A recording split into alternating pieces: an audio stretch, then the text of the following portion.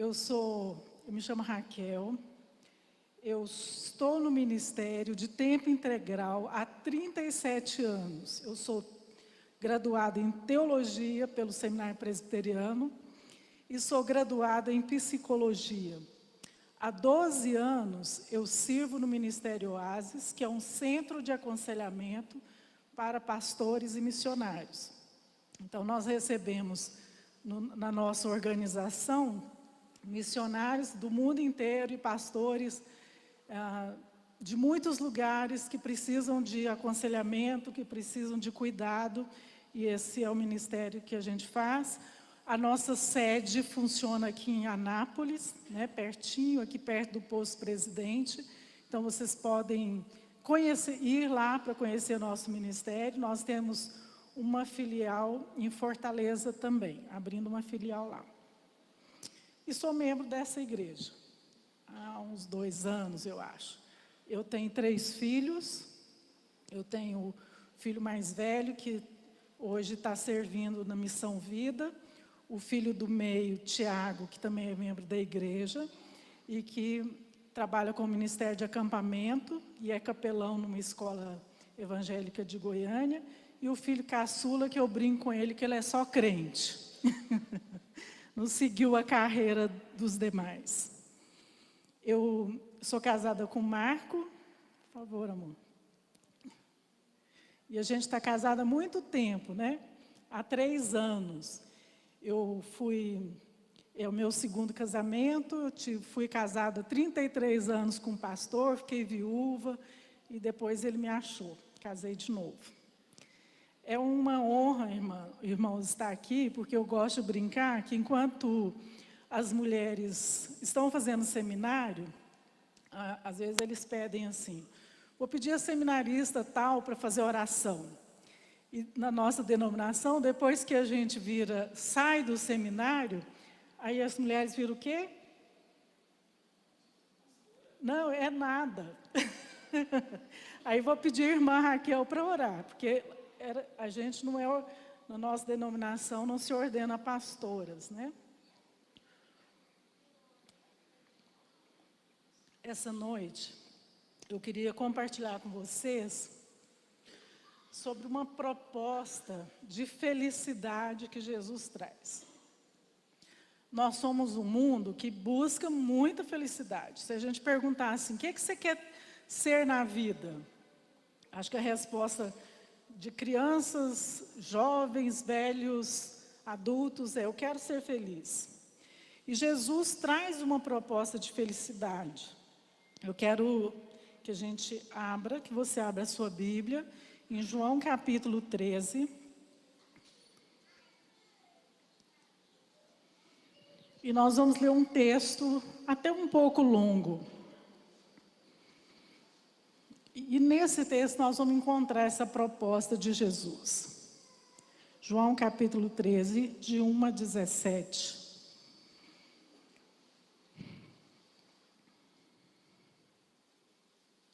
Ora, antes da festa da Páscoa, sabendo Jesus que era chegada a sua hora de passar desse mundo para o Pai, tendo amado os seus que estavam no mundo, amou-os até ao fim. Durante a ceia, tendo já o diabo posto no coração de Judas Iscariotes, filho de Simão, que traísse a Jesus, sabendo este que o Pai tudo confiara às suas mãos, e que ele viera de Deus e voltava para Deus, levantou-se da ceia, tirou a vestimenta de cima e, tomando uma toalha, cingiu-se com ela. Depois deitou água na bacia, passou a lavar os pés aos discípulos e enxugá-los com uma toalha com que estava cingido. Aproximou-se, pois, de Simão Pedro e lhes disse: Senhor, tu me lavarás os pés a mim? Respondeu-lhe Jesus: o que eu faço não o sabes agora, compreendê-lo-ás depois. Disse-lhe Pedro: nunca me lavarás os pés. Respondeu-lhe Jesus: se eu não te lavar, não tens parte comigo. Então Pedro lhe pediu: Senhor, não somente os pés, mas também as mãos e a cabeça. Declarou-lhe Jesus: Quem já se banhou não necessita de lavar senão os pés. Quanto ao mais, está todo limpo. Ora, vós já estáis limpos, mas não todos, pois ele sabia quem era o traidor. Foi por isso que disse, nem todos estáis limpos. Depois de lhe ter lavado os pés, tomou as vestes e, voltando à mesa, perguntou-lhes, compreendeis o que eu fiz?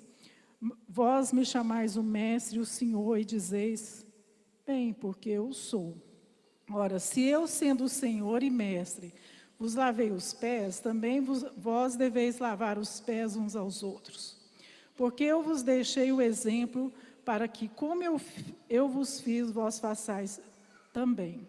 Em verdade, vos digo que o servo não é maior que o seu senhor, nem o enviado maior do que aquele que o enviou.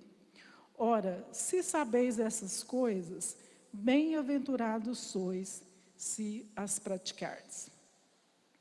Não sei, eu quero a gente pensar nessa conclusão, porque a conclusão define o ensinamento.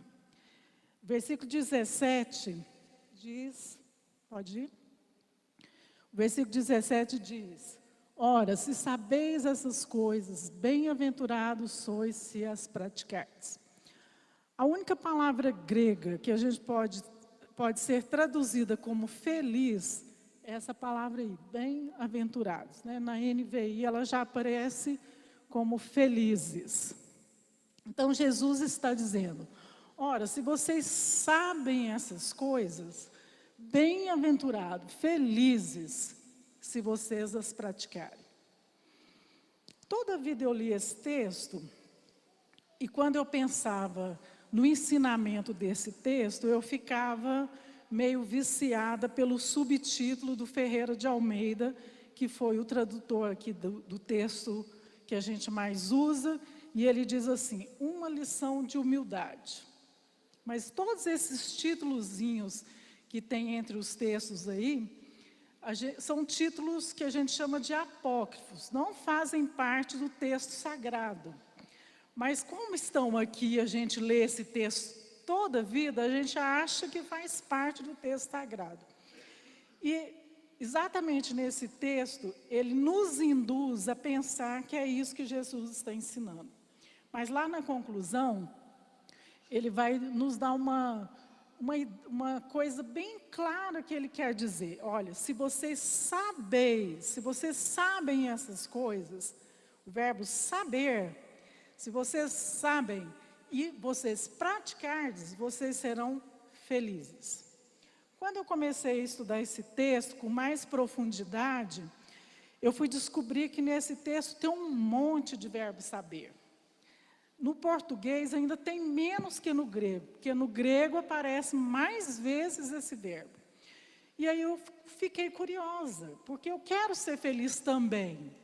E para ser feliz, então, eu precisava saber coisas. Que coisas são essas que Jesus quer que eu saiba, para que eu pratique, para que eu seja feliz?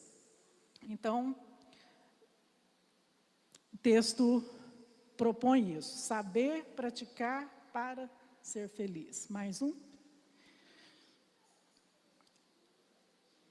Nesse texto, Jesus quer, além de que a gente descubra esses saberes, ele vai fazer uma ilustração na prática.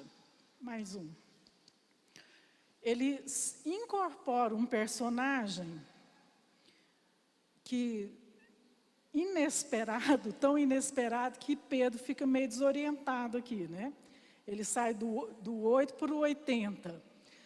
Jesus se incorpora num papel constrangedor de quem, gente? Ele veste qual papel? Ele veste o papel de um lavador de pés. Quem lavava pés no tempo de Jesus? Vocês têm ideia de quem lavava pés? Escravos.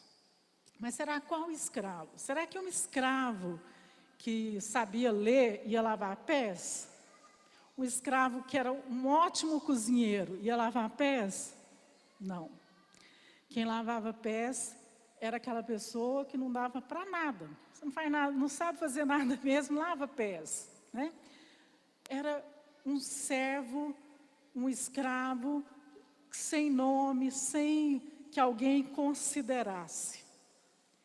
E Jesus se veste desse papel de lavador de pés para nos ensinar uma lição muito grande para que a gente seja feliz. Mais um.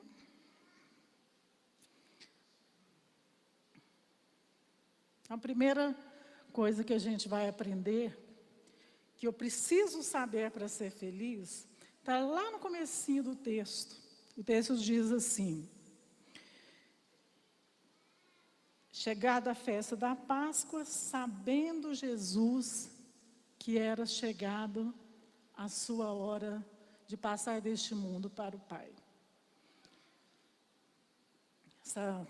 Esse saber aqui, Jesus sabia que hora ele vivia, que tempo ele vivia. Nós temos duas palavras gregas para tempo, kairos e cronos, na língua grega, e elas também aparecem na Bíblia. E o cronos é o nosso tempo mais conhecido, né? Que é aquele tempo, que dia é hoje? Quantas horas são? Que dia que você sai de férias? Que dia que você volta de férias? Que dia que você recebe seu salário? Esse é o dia cronos, é o tempo do nosso relógio. E esse kairos nós não temos na língua portuguesa, mas era um tempo na língua grega que dizia que iria manifestar um tempo muito especial, que não estava no tempo do relógio, que não estava no tempo do dia, mas era um momento oportuno para alguma coisa muito especial. E Jesus, ele sabia o tempo que ele vivia, ele sabia o kairos de Deus para a sua vida, e era o tempo de passar desse mundo para o Pai. Isso não era uma coisa muito fácil para Jesus, porque ele sabe, mas ao mesmo tempo, muitas vezes ele vai dizer assim, não, mas foi para isso que eu vim. Foi para esse momento especial, para esse kairos especial. Está chegando o tempo. Quase a metade do livro de João acontece numa única noite, em que Jesus, num único dia, em 24 horas, e Jesus, aqui nesse texto, ele está chegando perto do Calvário. No Calvário, nesse tempo de Deus, ali ia ser a consumação do que ele veio fazer. E é ali naquele tempo de Deus que ele sabia que ele iria trazer de fato a salvação para todos nós. Jesus conhecia o tempo que ele vivia. Se você quer ser feliz, você também precisa conhecer o tempo que você vive. Qual o kairos de Deus para a sua vida? O que Deus quer fazer com você? Qual o momento que qual etapa da sua vida que você está? Muitas vezes, a gente chega missionários velhos já lá no Oásis, e eu acho que eles não percebem que estão ficando velhos e querem continuar fazendo tudo que fazia quando tinha 20. E muitas vezes a gente precisa pontuar com ele, qual é o seu tempo, o que Deus quer para você agora, qual é esse momento que você está vivendo, porque se você não reconhece o tempo que você está vivendo, você corre um alto risco de ser infeliz, porque você vai querer fazer coisas que não é mais para o seu tempo, ou você é jovem, tem muita energia, e também precisa reconhecer o seu tempo, porque tem muito jovem se debatendo por aí, porque não reconhece esse tempo de Deus, esse kairos de Deus para a sua vida. E a minha pergunta, qual é o kairos de Deus para a sua vida? Se você não sabe isso, então provavelmente você não vai ser feliz. Um outro ponto é o que eu preciso saber para ser feliz. Jesus, também o próximo saber, no verso 3, ele fala que ele sabia que o Pai confiara tudo às suas mãos. O que será que Deus confiou na sua? Jesus sabia que era tudo, tudo. E a gente vai ter vários textos, né, falando que Jesus estava lá na fundação do mundo, que ele estava com o Pai. Nós vemos a Trindade lá no começo, o tempo todo, em um planejamento que foi feito antes da fundação do mundo. Ele já era, né? Ele já estava presente, ele fazia parte de tudo isso. E Deus, o Pai, estava confiando tudo em suas mãos. E que Deus confiou nas suas? Às vezes eu pergunto isso, e tem muita gente que fala assim, é tudo. E eu falo, não, não é tudo. Para Jesus foi tudo. Mas e para você, foi o quê? A gente tem um teste lá no Oasis, que é um teste de dons. E de vez em quando, um pastor ou um missionário dava 30 dons. E a gente, da equipe, fica brincando, né? Deve ser igreja ambulante sozinha, não precisa de ninguém, porque ele tem todos os dons. Não, Deus, o Espírito Santo distribui dons como lhe apraz. Então nós não temos todos os dons. A igreja tem todos os dons, mas eu não tenho. E às vezes chega gente exausto, exaurido, e a gente agora, a síndrome mais nova, né? Síndrome de burnout, queimou o palito inteiro, não tem mais energia, porque achou que Deus deu tudo para você fazer. Deus não deu tudo para você fazer. E muitas vezes você está exaurido, fazendo um monte de coisa, achando que Deus deu para fazer, porque você não entende exatamente o que Deus te deu. Porque tudo que Deus te deu para fazer, Ele também te deu dons, e vai ser leve, vai ser leve. Se você está muito cansado, né? Eu sei a luta já pastorei igreja por uns 16 anos, chega no fim do ano, para o pastor arranjar gente para fazer coisa na igreja, tem que pegar laço, porque quem estava fazendo está exausto e quer largar, e ninguém está querendo pegar. Por que isso acontece? Porque muitas vezes nós estamos agindo fora do nosso dom. E quando nós estamos agindo dentro do nosso dom, a gente parece que está brincando, né? Outra coisa é que nós vivemos no mundo do mérito. A gente nasceu no mundo do mérito. Você era bem pequeno e as mensagens subliminares do mérito começaram a inundar a sua cabeça, né? A mamãe faz a sopinha e se você não come a sopinha, você vai receber algumas informações assim, a mamãe não está feliz com você porque você não comeu toda a sopinha. E depois você vai para a escola, e lá na escola também é mérito, né? Se você for um bom aluno, tirar uma boa nota, como que vem sua prova? Vem 10 de caneta azul, e ou um carimbo de parabéns, ou uma estrelinha pregada de lindo, né? E se você é bem pequeno, e você já recebe todas essas mensagens. E se você tira uma nota ruim, eles trocam a caneta, né? Vem com a caneta vermelha e nenhuma estrelinha, nenhum parabéns. Nós vivemos no mundo do mérito. E muitas vezes, por causa do mundo do mérito, nós trocamos ser por fazer. Nós somos treinados todos os dias que nesse mundo eu valho pelo que eu faço, ou pelo que eu ganho, decorrente do tanto que eu faço. E eu começo a trocar essas duas coisas. E começo a fazer um monte de coisa, porque é assim que eu acho que deve ser, porque eu estou no mundo do mérito. E você é aplaudido porque eu estou no mundo do mérito. Mas Jesus também quer nos ensinar mais uma outra coisa nesse texto. E que é o ponto que eu quero mais me deter. Porque esse ponto pode mudar a sua história, se você entender isso essa noite. Próximo, 3. Para eu ser feliz, versículo 3 diz, sabendo que ele viera de Deus. versículo 3, tem 3 vezes aparece o verbo saber.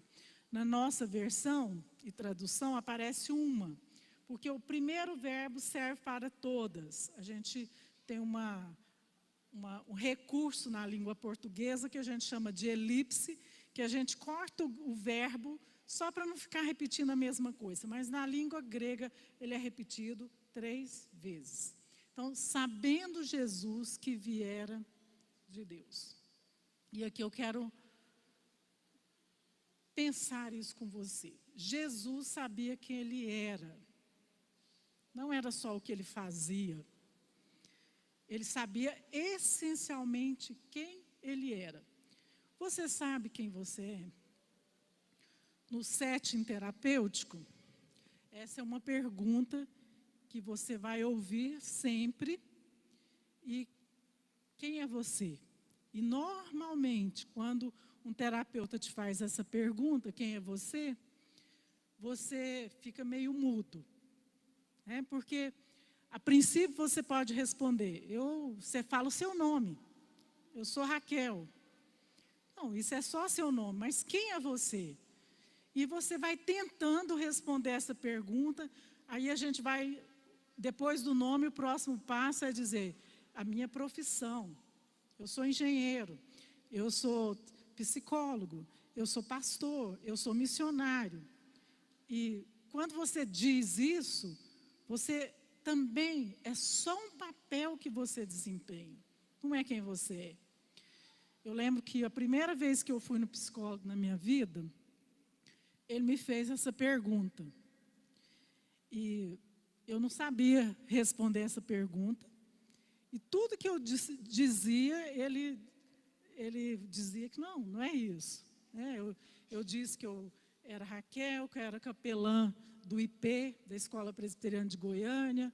Eu disse que eu era esposa de pastor. Eu disse que eu era mãe. Tudo isso eram apenas papéis. Quando eu não sabia mais o que responder para aquele psicólogo, o que eu fiz, gente? Eu chorei. Só isso que mulher sabe fazer. Chora quando não sabe a resposta. Jesus sabia quem ele era. Essa imagem, 2 vezes a história bíblica nos conta que Jesus estava em certa circunstância e que Deus estava tão empolgado com Jesus que a voz podia ser audível, Jesus dizendo, este é meu filho amado em quem me comprazo. Nós vivemos num mundo em que nós somos reféns e muitas vezes entramos em conflito existencial porque nós somos refém do que os outros pensam de mim. Quem sou eu? Mais um? Quem sou eu? E eu sei que como os outros me olham, me veem, define quem eu sou muitas vezes. E eu quero que você imagine, então, esse teatro que Jesus fez, se vestindo de um lavador de pés. Como as pessoas olhavam para aquele lavador de pés? Talvez o escravo ia entrar, ia lavar os pés, ia sair, ninguém ia saber o nome, depois eles iam esquecer a fisionomia daquele escravo, porque ele não era importante. E no mundo do mérito, nós temos pessoas, nós somos olhados e valorizados por essa imagem que às vezes as pessoas têm de nós. Nós somos extremamente tentados a entender, a sermos presos nesse quesito do que os outros pensam de nós. Mais um. Quantos conhecem esse quadro? Pode levantar a mão, quero ver. Na minha terra, lá em Minas Gerais, todos os crentes tinham esse quadro em casa. É um quadro clássico, E a gente, desde menina, a gente ficava olhando aquilo lá. Se você perceber bem, debaixo de cada coisa ali tem um texto bíblico. Dá para fazer um estudo bíblico do quadro dos 2 caminhos. Mas esse quadro tem um probleminha, porque ele nasce de uma teologia muito puritana, que intensifica o caminho estreito e condena muita coisa do caminho largo. Por exemplo, no caminho largo ali tem um teatro. Hoje a gente vai no teatro, a gente vai no cinema, a gente joga bola. Antigamente, no mundo puritano, isso não podia. E está ali no caminho largo também. E no caminho estreito, tem uma visão apenas do sofrimento. Qual o problema desse quadro, então? Mais um. É que ele pode trazer um abuso espiritual, mostrando um Deus carrasco, que fica lá com aquele olhão grande, que hoje a gente acha, se olhar direitinho para aquele olho no triângulo, mais parece um olhar do Deus, do Deus maçônico do que do Deus cristão. Junto com esse olhar, a gente... Mais um. Deus carrasco e mais um. A gente aprendia umas musiquinhas como essa aqui. Vocês lembram dessa musiquinha? Cuidado, olhinho, o que vem. Cuidado, mãozinha, o que pega. O Salvador do céu está olhando para você. Cuidado, olhinho, o que vê. O pezinho onde pisa. O que nós estamos ensinando com as crianças? Pensa, eu sou a menina que tinha o quadro em casa e que aprendi essa musiquinha. O que eu estava ensinando, gente? Um Deus carrasco, perigoso, que qualquer deslize, eu poderia ser fulminado lá naquele fogo do inferno, A PEC até mudou essa musiquinha, porque acho que sentiu que não estava dando para ensinar, não estávamos ensinando a verdade de Deus. Estávamos ensinando Deus carrasco. Então agora ela fala que existe um Salvador que me olha com amor. Não era assim que toda essa imagem estava trazendo para nós no passado. Tinha outras musiquinhas, como o que você faz, o que você diz, Deus tudo escuta e tudo vê. Qual o problema disso, gente? É que quando eu não entendo de onde eu vim, como Jesus entendia de onde veio, eu começo a ter uma visão errada de Deus. Esse Deus carrasco e que está pronto a me fulminar. E se eu não sei quem eu sou, que eu estou vinculado a um Deus por medo, antes, falta um? Não, então é aí mesmo. Eu estou exterminando a teologia da graça, eu volto ao mérito e eu estou em busca de perfeição. E essa palavra perfeccionismo, todas as palavras em ismo, no campo da psicologia, está mostrando alguma doença. E eu fiquei tão perfeccionista, porque também, cuidar do olhinho que vê, eu tinha que ficar muito perfeccionista. Mas isso não me dá uma visão correta de quem eu sou e de onde eu vim. O problema disso, mais um, é que o meu vínculo com Deus é com base no medo. E nessa perspectiva, a única coisa que eu posso ser é servo de Deus. Eu quero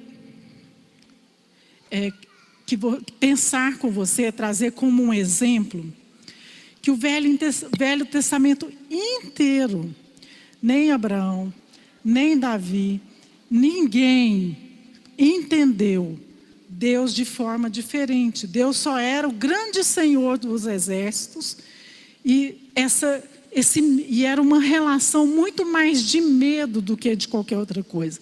Só para eu exemplificar isso, eu quero lembrar aquela história quando Deus vai em encontro de Abraão e fala para Abraão que vai destruir Sodoma e Gomorra. naquela relação ali, tem uma relação da parte de Deus com base no amor. Mas Abraão, como não entendia essa relação de amor, ele ficou com base no medo. E Deus quer falar com Abraão, com autenticidade, o que ele vai fazer. E ele fala assim: ocultarei eu a Abraão o que eu vou fazer? Por que era difícil para Deus dizer para Abraão que ele ia destruir Sodoma e Gomorra? Na sua opinião?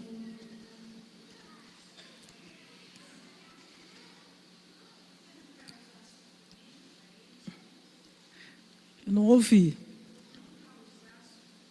Sofrimento. Qual o sofrimento que podia vir? Mas tinha um problema. Quem morava em Sodoma, gente? Vocês lembram? O sobrinho de Abraão. Era o único parente que Abraão tinha por perto.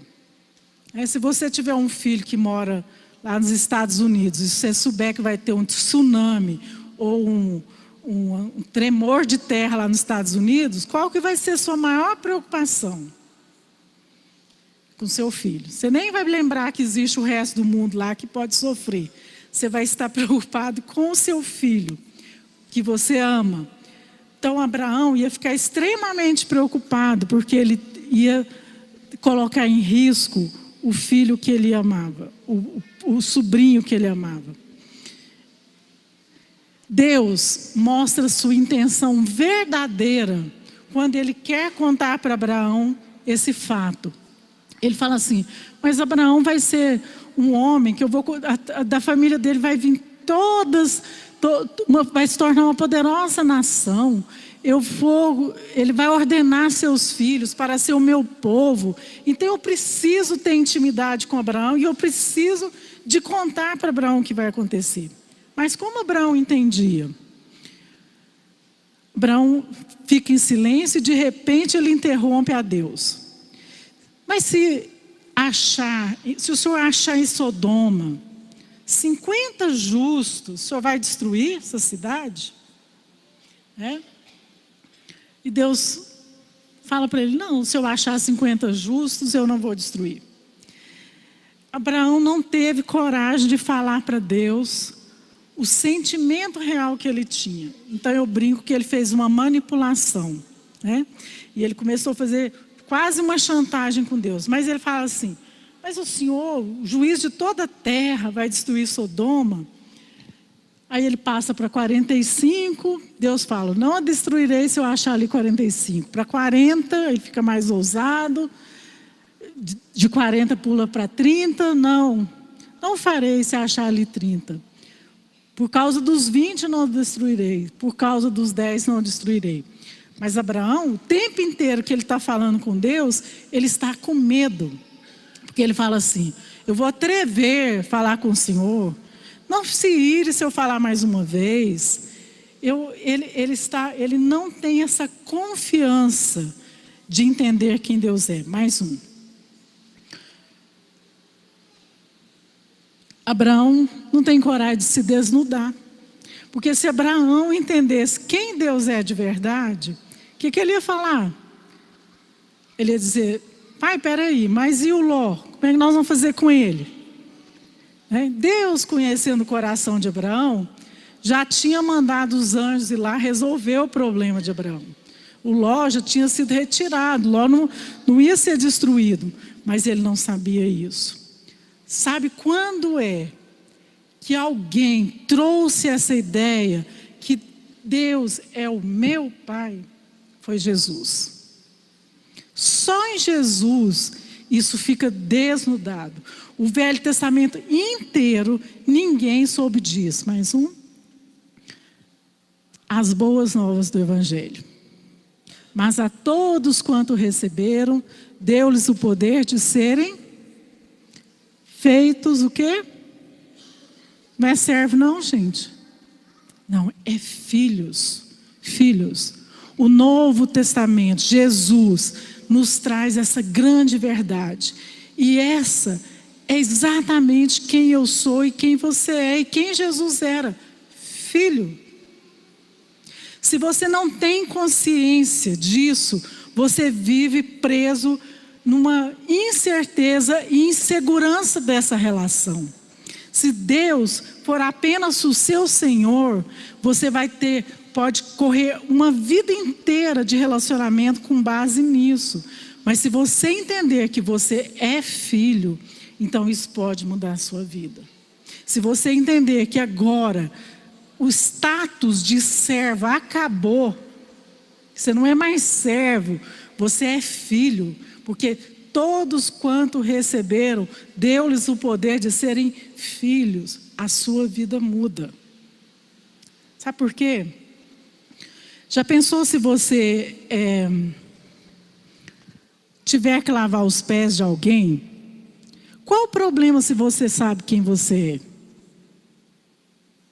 Se você não sabe quem você é, você vai ficar preso, que você é o coitado que não dá para nada.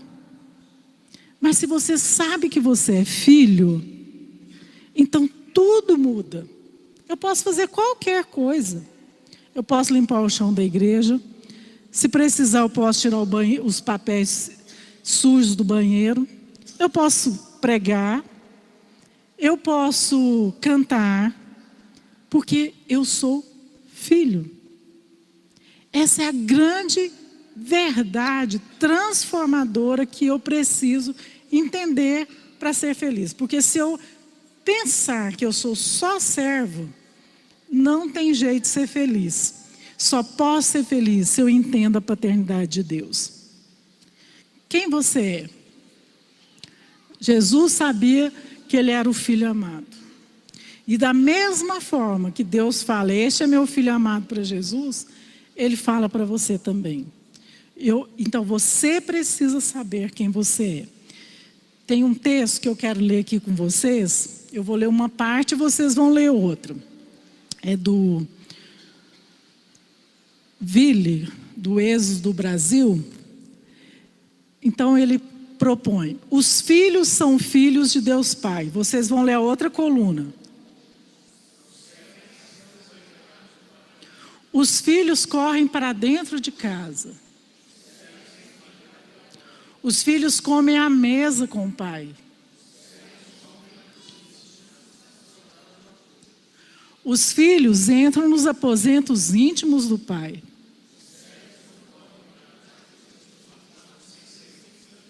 Mais um. Os filhos pulam na cama. Os filhos se atiram nos braços e no colo do pai. Os filhos relacionam-se com o pai devido ao nascimento.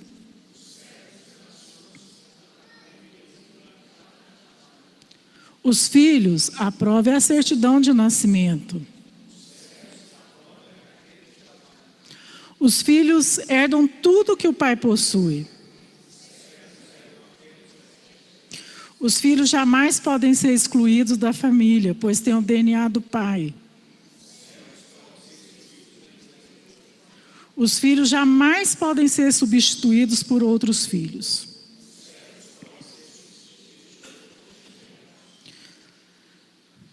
Os filhos são corrigidos e disciplinados pelo pai quando desobedecem.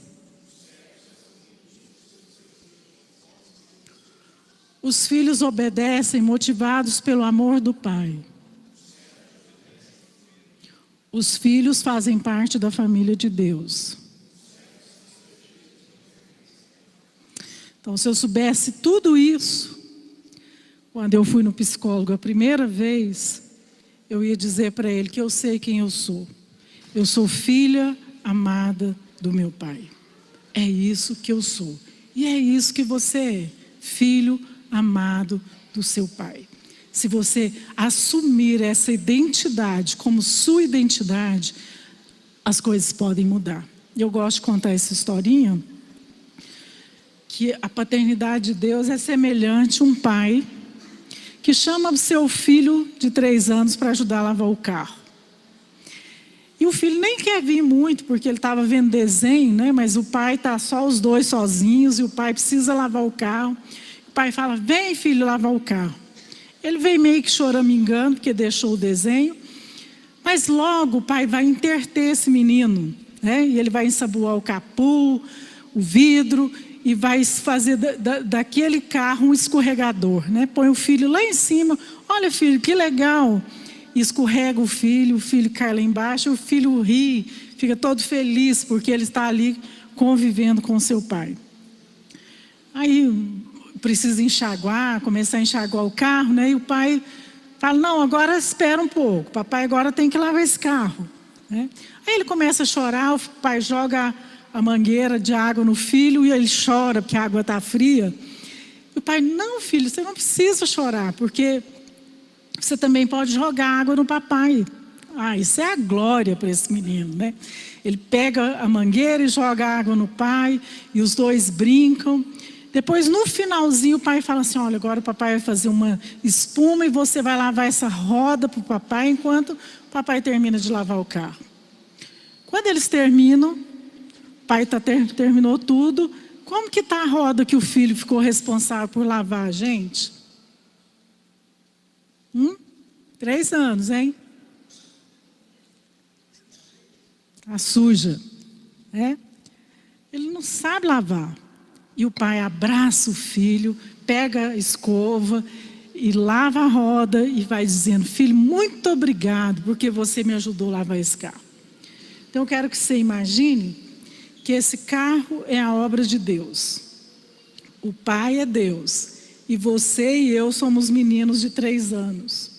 Quando Deus nos chama para a sua obra, Ele tem uma única intenção. Qual? Será que Ele está pensando que eu vou dar conta de lavar esse carro sozinho? Será que Ele está achando que eu vou deixar esse carro um brinco? Ele não espera nada disso. Ele me chama porque Ele quer relacionar comigo, porque Ele é meu pai e eu sou o filho. É isso que Deus quer. Para terminar, o último saber, Jesus sabia também para quem ia prestar conta, né? Sabendo que voltava para Deus. E aqui eu quero te dizer uma coisa, às vezes você pensa que a gente não é servo, né? Realmente nós não somos mais servos, nós somos filhos. Mas eu vou prestar conta para o meu pai. É para Ele que eu vou prestar conta do que eu faço. Então, quando Ele nos chama para fazer, Ele está querendo nos dar o seu caráter. Mais um. Esse livro, Impostor que Vive em Mim, ele retrata a nossa dificuldade de mantermos essa verdade sempre na nossa mente, porque o nosso ego, o nosso eu, está sempre me dizendo, não, você não é tão bom quanto você pensa, você não é tão amado quanto você pensa. E eu vivo muitas vezes na minha vida cristã, nesse medo de encarar esse amor pleno de Deus comigo. Eu acho mais fácil viver no mundo do mérito e achar que eu vou ser amado pelo que eu faço, e não pelo status que Deus me deu. Depois que Jesus sabia essas 4 coisas, o Kairós de Deus, Ele sabia, o que mais? O tempo que ele estava vivendo, ele sabia o que Deus deu para ele fazer, ele sabia que ele era filho, ele sabia para quem ele prestava conta, então ele estava pronto para servir. Nós vamos servir? Vamos. Como nós vamos servir? Como filhos. Eu gosto de lembrar, mais um, né? Quando a gente trabalha para o Senhor, nós estamos cuidando do nosso negócio, do negócio de família, do negócio do reino, do qual você é filho. Se você entender isso, a sua perspectiva para servir vai mudar, né? Deve ter alguns irmãos aqui que têm empresas e deve colocar seus filhos às vezes para ajudar, porque você quer que seu filho aprenda um negócio de família, né? Deus também nos chama para o seu negócio, o negócio do reino. E esse negócio, ele é o meu pai e eu sou o seu filho. Bom, se você entender isso, sua vida muda. Para sempre. Para sempre. Porque você vai saber exatamente qual é a sua identidade e o que Deus quer para a sua vida.